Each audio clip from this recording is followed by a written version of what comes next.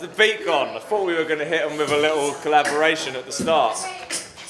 Can you imagine we were getting ready for the media hub at the Bel and Dragon? Have you always loved words? Why are they so important to you?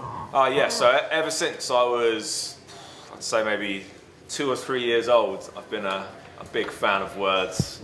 Words of, no, I think, yeah, basically for all people I would say that words are something that can be exciting, even from a very, very tiny age. My son, who you met when he shouted that he needed a poo midway through my performance, Bree absolutely loves words as well. Like, I think that we make connections between sounds in our heads even when we're really, really tiny. So, were you the top of your class at English when you were our age? I was probably top in terms of enthusiasm.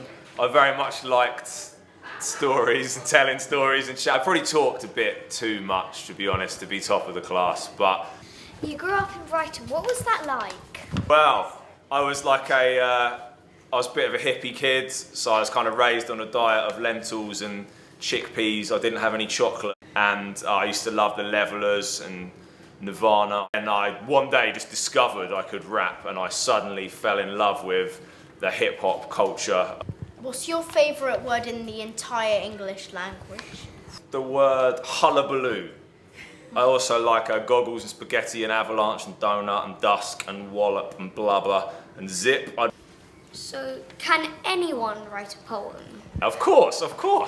Anyone could. That's one of the main things that I love about going to work with people like yourselves is that it's just, I don't know, sometimes people just need reminding that they're poets already. You're not calling me little Bubba anymore, I'm 3. And I said, what am I going to call you? And he called me and then he said, the 3 guy. That's a poem. Like, you're interesting people, you've got ideas, opinions, stories to tell, and I think that if you put them together using words in an exciting way, people are more likely to sit up and listen to that. So it's about being who you are in your own poem, you know? What is it about rap that you like? What does rap do that other art forms don't? So in terms of rap, for me it's the combination of words with music and the rhythm, the connections that they make. I was talking before about toddlers getting into words, and our brains are kind of wired from early on to connect different patterns and sounds to predict what will come next. We love thinking about what will happen. You know, in a picture book, a kid's picture book, where you're looking, you know that some of it rhymes, you're looking for what comes next, and I think that, but in terms of what does it do that other art forms don't, so you read something on a page, yeah, and you understand what it means. But do you know when you feel what something means? Do you know the difference in that? You couldn't quite put it into words, but you're like, oh, I know what that means. I think that's what rap and poetry does.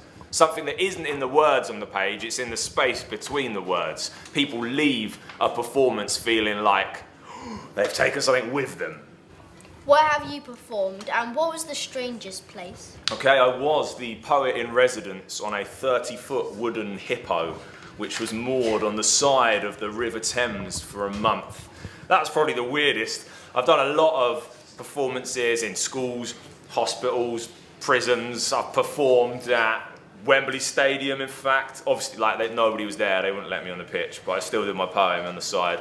Neasden Temple, that's near a big IKEA. That's a good spot. The IKEA, very nice. Didn't perform there. Loads of places. Where have you performed, guys? Not yet. Not anywhere yet. At Theatre. You're performing here now. You've performed at the Maidenhead Media Hub at Bel and the Dragon in Cookham as a host, a presenter, in fact. Nice. Can you share one of your poems with us? I can share some of one of my poems with you, indeed. I certainly can. So about how you learn to be yourself and stand up for yourself. So I'm going to show you the start of that, tell you a little bit about Lexi.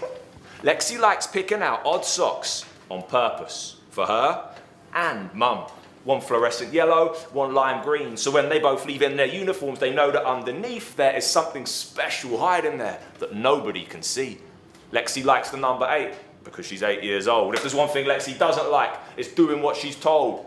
Unless it's a good idea, of course, in which case, fine. In which case, cool. Like the time Grandad suggested that on the way to school they made a list of all-time funniest fantasy dance-offs. They had a panda versus a horse.